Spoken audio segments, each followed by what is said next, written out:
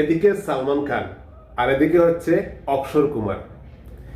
আজকের দিনে তাদেরকে দেখতে কেমন লাগে? বা এদিকে ধরুন প্রসেনজিৎ বা ওদিকে ধরুন সঞ্জয় দত্ত, যখন ইয়ং ছিল তারা, সালমান খান, প্রসেনজিৎ, তারা কিরকম ছিল আর এখন এই পর্যায়ে কিরকম ছিল। মানে আমি বলতে চাচ্ছি, শরীরটাকে বোঝার চেষ্টা করুন।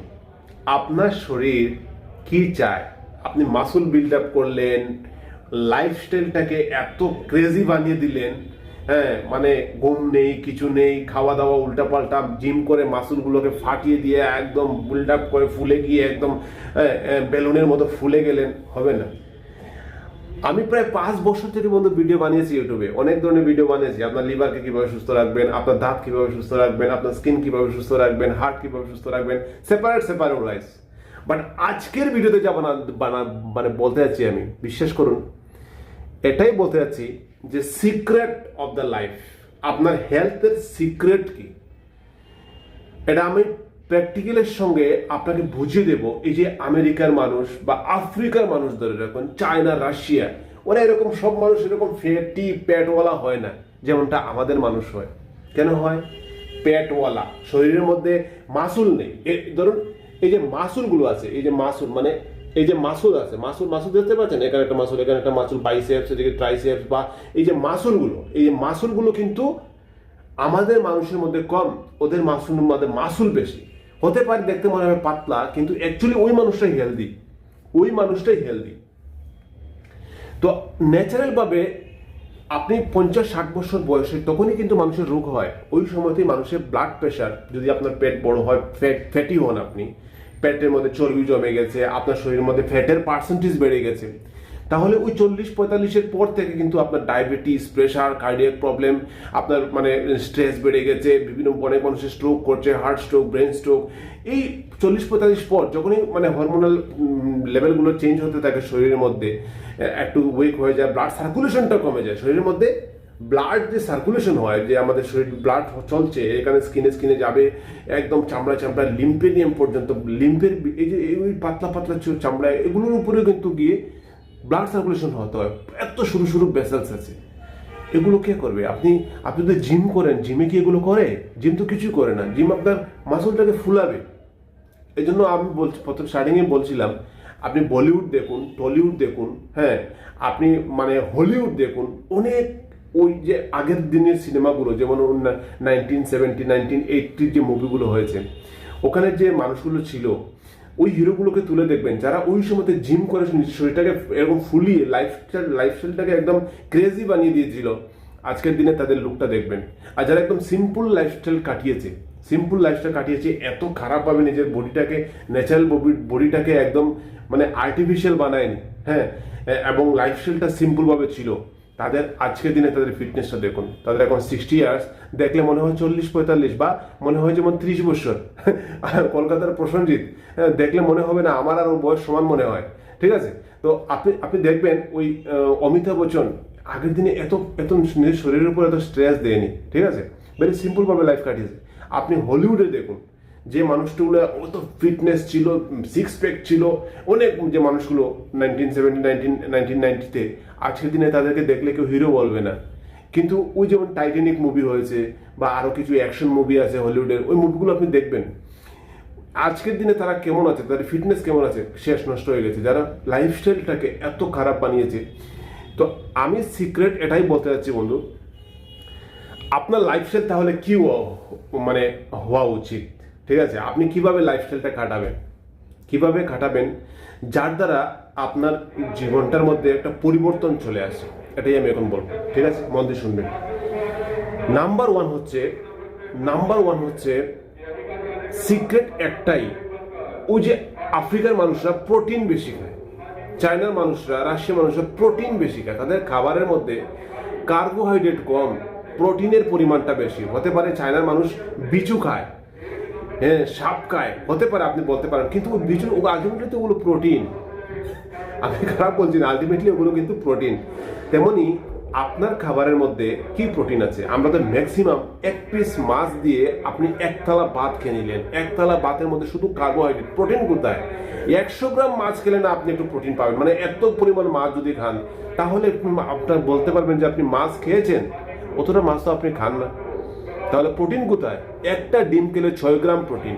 এই প্রোটিনটাই আপনার শরীরের মধ্যে প্রতিদিন 50 থেকে 70 গ্রাম পর্যন্ত প্রোটিন দরকার। যদি আপনার হাইট একটু বেশি হয়, শরীরটা একটু মোটা হয়, তাহলে 50-70 গ্রাম পর্যন্ত প্রোটিন দরকার। এত প্রোটিনের ঘাটতি আপনি কোথা থেকে করে নেবেন, কোথা থেকে করবেন? এই প্রোটিনটাই কিন্তু আপনাকে মানে আপনার শরীরটার মেইন প্রয়োজন। মানে আপনার বডিটাকে মানে মানে বলতে পারেন যে একটা আপনার ঘর যে উঠছে, ঘরের উপর যে পিলার আছে, পিলার, এই পিলারটাই হচ্ছে প্রোটিন। ধরে রাখুন, পিলার ছাড়া ঘর থাকবে থাকবে না, পড়ে যাবে। তেমন আপনার শরীরে যখন প্রোটিনের ঘাটতি দেখা দেবে, অটোমেটিক্যালি আপনার মাসুলগুলো ড্যামেজ হয়ে যাবে, আপনার হরমোনের কাজগুলো ঠিকঠাক চলবে না।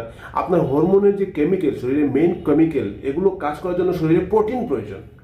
আর আপনি যদি প্রোটিন কম খান, তাহলে অটোমেটিক্যালি আপনার শরীরটা দুর্বল হয়ে যাবে, মাসুলগুলো দুর্বল হয়ে যাবে, স্কিনগুলো, এই যে স্কিনগুলো, সেগুলো দেখতে দেখতে ধীরে ধীরে বয়স্ক মনে হবে, অনেক বয়স হয়ে গেছে এরকম মনে হবে।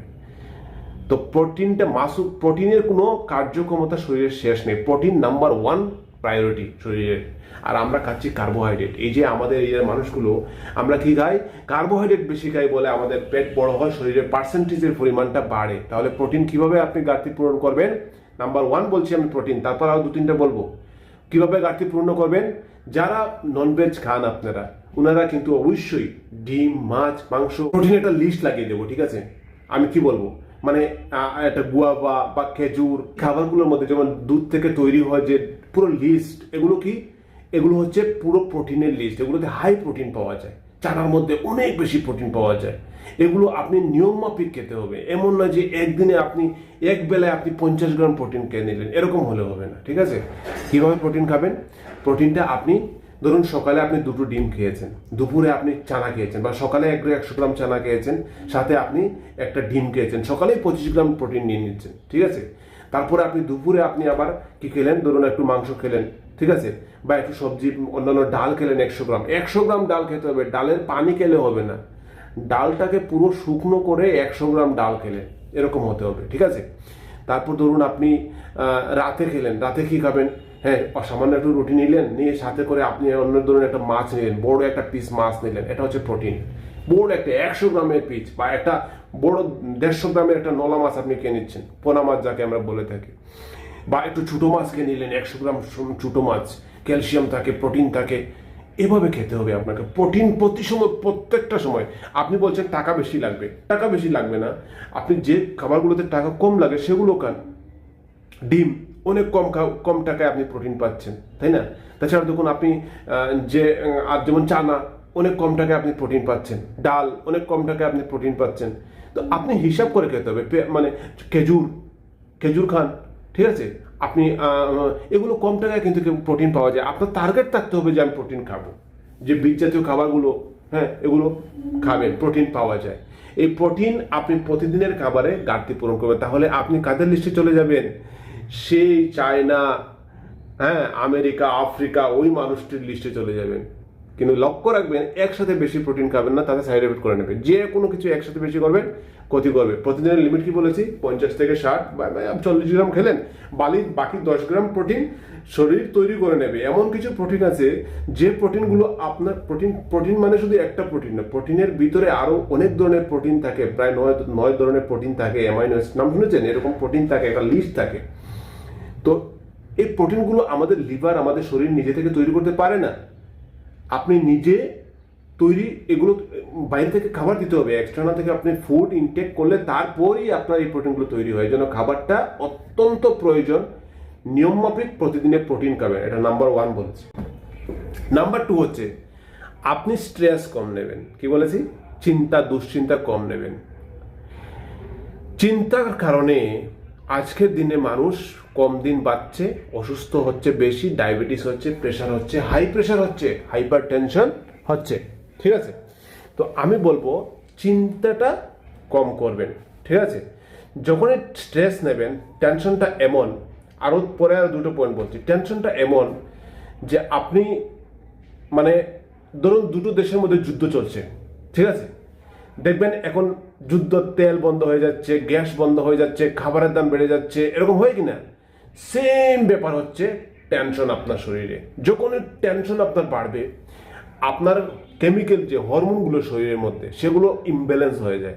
আপনার স্ট্রেস হরমোন কর্টিসল বেড়ে যাবে, অটোমেটিক্যালি শরীরটা বাঁচার চেষ্টা করবে, তার চাইবে আপনাকে ঘাম দিতে, আপনার হার্টবিট বৃদ্ধি করতে, আপনার শরীরে যে এনজয়মেন্ট যেগুলো আছে, যেমন আপনি যাকে বলেন অনেক সময় মানে আপনার যাই চান আপনি, আপনার যে চাহিদা মনের ডিজায়ার সেগুলো একদম ধ্বংস হয়ে যাবে, আপনি কিছু চাইবেন না, আপনি কোনো আপনার স্ত্রীর কাছে যেতে চাইবেন না, আপনি টেনশনে একদম সব ডাউন হয়ে যাবে, সব ডাউন, শাটডাউন। দেশটা যেভাবে শাটডাউন হয় যুদ্ধ লাগলে, টেনশন লাগলে আপনার বডিটা শাটডাউন হয়ে যায়, পরিষ্কার কথা বুঝেছেন? টেনশন কমাতে হবে, টেনশন যদি থাকে তাহলে কিছুতে কাজ করবে না, ঘুমটাও খারাপ হয়ে যাবে আপনার, ঠিক আছে? টেনশন কমাবেন, বডি অটোমেটিক্যালি নিজেকে রিপেয়ার করবে, নিজেকে ফিট রাখবে এবং আপনি ফিট থাকতে পারবেন। বুঝতে পেরেছেন কি বলেছি? নাম্বার 2 বলেছি স্ট্রেস। এনি হাউ আপনি স্ট্রেস কমাবেন। আপনার টেনশন হচ্ছে বন্ধু বান্ধবের সঙ্গে ঘুরতে চলে যান, টেনশন হচ্ছে আপনি হাঁটতে চলে যান, টেনশন হয় দৌড়াতে চলে যান, টেনশন হচ্ছে খেলতে চলে যান। টেনশন নেবেন না। নাম্বার 2, টেনশন নেবেন না, স্ট্রেস নেবেন না, ফিট থাকবেন মানে থাকবেন, ঠিক আছে? এবার নাম্বার 3 বলি। নাম্বার 3 হচ্ছে ঘুম। রাত্রে 11টা বাজে, 12টা বাজে, 2টো বাজে, কি আনন্দ পৃথিবী, সালমান খান, শাহরুখ খান, হবে না, ডাউন হয়ে যাবে। 50 বছর 45 বছর পর আনন্দ ডাউন হয়ে যাবে। 10টা বাজে অক্ষয় কুমার ঘুমিয়ে যায়, 10টা বাজে ঘুমিয়ে যায়। সে কোনো পার্টি হোক, বিয়ে হোক, সব ছেড়ে দিয়ে সে ঘুমাবে, তার ঘুমটা ইম্পর্টেন্ট আজকের দিনে। ফিট তো বুঝতে চেষ্টা করুন, ঘুম আপনার শরীরকে রিপেয়ার করে। রিপেয়ার বুঝতে পেরেছেন? কোথাও ফেটে গেছে, কোথাও কেটে গেছে, কোথাও রক্ত বেরোচ্ছে, স্টমাকটার মধ্যে কিছু প্রবলেম হয়ে গেছে, আপনি ঘুমিয়েছেন, শরীর কিন্তু ভিতরে ভিতরে পুরো শরীরটাকে ঠিক করছে। ভিতরে তার কোষের ভিতরে ঢুকে, ভিতরে যে ইমিউনিটি ঢুকে, যে খারাপ ব্যাকটেরিয়াগুলো আছে সেগুলোকে মারছে, কোথাও কেটে গেছে সেটাকে ঠিক করছে, কোথাও একটু প্রবলেম আছে সে কিন্তু শরীরটা পুরো একদম প্রথম স্ক্যান করছে ঘুমের পরই শুরু হয়ে যায়। এই জন্য দেখবেন কিছু কিছু রোগ আছে, যে রোগগুলো শরীরে ঢোকার পর যখন মানুষ ডিপ স্লিপে থাকে তখন শরীর থেকে গাম বেরিয়ে চলে আসে, গাম চলে আসে, সুইটিং কেন হয়? কারণ ওই সময় শরীরটা আপনি ঘুমানোর পর শরীর নিজেকে ঠিক করার চেষ্টা করে।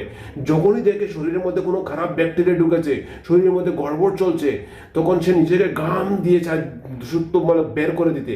সে কিভাবে এত পেরেশান হয়ে যায়, এত লড়াই করে নিজের শরীরকে বাঁচানোর জন্য ঘুমের মধ্যে। আপনি তো ঘুমাচ্ছেন, আপনার ব্রেন ঘুমাচ্ছে, কিন্তু আপনার ইমিউনিটি এত পরিশ্রম করছে আপনাকে বাঁচানোর জন্য, আপনার শরীরটাকে রিপেয়ার করার জন্য। আপনার ঘুমের মধ্যে আপনার ঘাম চলে আসে, বুঝতে পারছেন? ঘুমের মধ্যে আপনার শরীরে ঘাম দেবে একদম, এরকম রোগ। এটা কিন্তু রোগীগুলো কিন্তু অনেক রোগের লক্ষণ, স্ট্রেসের লক্ষণ।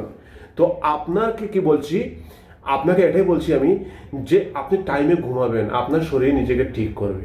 যেভাবে আপনার গাড়ি আছে, আপনার বাড়ি মানে যাই কোনো মেশিনারি জিনিস আছে, কিছুদিন পর 6 মাস পর আপনাকে রিপেয়ার করতে হয়, তেল শেষ হয়ে গেলে তেল দিতে হয়, তেমনি সেম জিনিস হচ্ছে আপনার শরীরটা একটা মেশিন।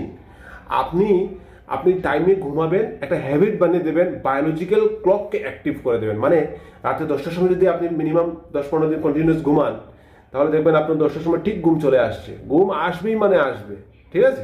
এটা করবেন। মানে কি বললাম? 3টা পয়েন্ট বলেছি। 1 নম্বরে প্রোটিন খাবেন, 2 নম্বরে স্ট্রেস কমাবেন, 3 নম্বরে কি বলেছি আপনাকে, ঘুম ঠিকঠাক করতে হবে লাইফে। ন্যাচারাল ভাবে যদি আপনি অনিল কাপুর আর প্রসেনজিতের মতো বডি বানাতে চান, লাইফে 70 বছর বয়সেও 60 বছর বয়সেও আপনি fit, natural fit, no gym, no exercise আছে, এক্সারসাইজ চাললে হবে না, ঠিক আছে? আমি 3টা পয়েন্ট বলেছি, 3টা পয়েন্ট বললাম। 4 নম্বর পয়েন্টে আমরা যেতে হবে। 4 নম্বর পয়েন্ট কি? সানলাইট। কি বলেছি? সানলাইট, সূর্যের আলো। আপনি এসিতে আছেন, নিজেকে ধ্বংস ডেকে নিয়ে আসছেন। এসি আর্টিফিশিয়াল কি? Artificial air. এসি মানে হচ্ছে আর্টিফিশিয়াল এয়ার। ওখানে আপনার সাইনোসাইটিস হবে। এসি থেকে সূর্যের আলোতে আপনি যাবেন না। ভিটামিন ডি আপনার শরীরের ফ্যাক্টরি, ভিটামিন ডি আপনার শরীরের একটা ফ্যাক্টরি, ওটাকে কখনো কিন্তু কম হতে হবে না। সূর্যটা এজন্যই দেওয়া হয়েছে, সূর্য না থাকলে পৃথিবী ধ্বংস হয়ে যাবে। আর আপনি যদি সূর্যতে না যান, আপনার স্কিন, এত বড় স্কিন দেওয়া হয়েছে, হাত পা এগুলোর মধ্যে যখন সূর্যটা লাগে, এই সকাল বিকালে যে সূর্যের আলোটা, এটা এত ইম্পর্টেন্ট আপনার শরীরে। উইদাউট ভিটামিন ডি আপনি বাঁচতে পারবেন না। আর এই ভিটামিন ডি কোনো খাবারে আপনি পর্যাপ্ত পরিমাণে পাবেন না, একমাত্র সূর্যের আলো রাস্তা, এটাই first source of vitamin D. এই ভাইটামিন ডি নেওয়ার জন্য আপনাকে সূর্যের আলো সকাল বিকাল হাঁটতে হবে, সূর্যের আলোতে যেতে হবে, না গেলে আপনি অসুস্থ হবেন, আপনার খাবার হজম হবে না। আপনি যত ভাইটামিন যুক্ত খাবার খেয়ে নেন, আপনি যত নিউট্রিশন মাইক্রোনিউট্রিশন এই সেই খাবার আপনার পেটে ঢুকিয়ে দেন, ভাইটামিন ডি যদি না থাকে তাহলে এই খাবারটাকে হজম করার জন্য ভাইটামিন ডি, খাবারটা আপনার বডিতে অ্যাবজর্ব করার জন্য ভাইটামিন ডি এর প্রয়োজন বন্ধু। বুঝতে পারছেন? আমি জানি আপনি দীর্ঘদিন থেকে আমার ফ্যান, আমার ভিডিও দেখেছেন, এর জন্য আমি এগুলো পার্সোনালি আপনাকে বোঝাচ্ছি যে আপনার শরীরটাকে কিভাবে সুস্থ রাখবেন। সূর্যের আলো প্রতিদিন নিতে হবে আপনাকে, প্রতিদিন অল্প করে সূর্যের আলো নেবেন, না নিলে হবে না। ঠিক আছে? যেভাবে প্রতিদিন খেতে হয়, প্রতিদিন ঘুমাতে হয়, প্রতিদিন সূর্যের আলো দরকার। এজন্যই তো পৃথিবীটা তৈরি হয়েছে যে ঘুম থেকে উঠে কৃষকরা খেতে যায়, নিজের খাবারটা তৈরি করে। আজকের দিনে সিস্টেমটা অন্যরকম হয়ে গেছে। আপনি ঘুমাচ্ছেন 10টা পর্যন্ত, অফিসে যাচ্ছেন 11টার সময়, হয় নাকি এগুলো? তাহলে তো আপনি অফিসে গিয়ে এসির মধ্যে বসে আছেন, আপনার তো সূর্যের আলোটা লাগছে না আপনার গায়ে, তাহলে হবে না। ঠিক আছে? চেষ্টা করবেন প্রতিদিন সূর্যের আলো নিতে। ভাইটামিন ডিটা আপনার শরীরের মেন কারখানা। ভাইটামিন ডিটাকে ভিটামিন বললে হবে না, এটা হচ্ছে আপনার শরীরের কারখানা। এটা যদি ফিট না থাকে আপনার শরীরের কোনো কাজই ঠিকঠাক চলবে না। আপনি ভাইটামিন বি শুনেছেন? ভাইটামিন B12 যেটা শরীরে এত ইম্পর্টেন্ট ভাইটাল কাজ করে। এই ভাইটামিন B12টা খাবার, B12 যুক্ত খাবার খাবেন, কিন্তু ওই খাবারটা আপনার স্টোমাক থেকে, আপনার ইন্টেস্টাইন থেকে, আপনার আপনার পেট থেকে ওটা অ্যাবজর্ব হয়ে আপনার শরীরে পৌঁছাবে না। বুঝতে পারছেন কি বলেছি? শরীরের ভিতরে পৌঁছাবে না। কেন পৌঁছাবে না বন্ধু? কারণ ভাইটামিন B12 অ্যাবজর্ব হওয়ার জন্য আপনার শরীরে ভাইটামিন ডি এর প্রয়োজন। আপনার ডি আপনার বোনকে, আপনার হাড়কে মজবুত করে দেবে। ভবিষ্যতে আপনাকে জোয়ান থাকে, আপনি ফিট থাকতে পারেন, ভবিষ্যতে আপনি লাফাতে পারেন, দৌড়াতে পারেন, এক্সারসাইজ করতে পারেন। ঠিক আছে? বুঝতে পারছেন আমার কথাগুলো বন্ধু?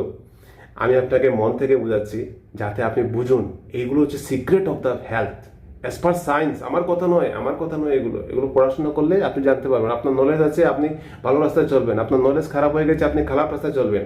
তো এগুলো নলেজ বিজ্ঞান দিয়েছে, মানুষের লাইফস্টাইল বিভিন্ন বছর থেকে বছর মানুষ এগুলো স্টাডি করেছে। ঠিক আছে? আজকে 4টা পয়েন্ট বললাম। আপনাদের এরকম ভিডিও লম্বা হবে 17 মিনিট। যদি আপনাদের এরকম ভিডিও ভালো লাগে আরও কিন্তু 4-5টা পয়েন্ট বলবো। আমার বেশি ভিউর প্রয়োজন নেই। আমার যে বন্ধুরা দেখছে ওনারা সুস্থ থাকুক, আমার জন্য দোয়া রাখবেন, ভালো থাকবেন। Tata, bye bye.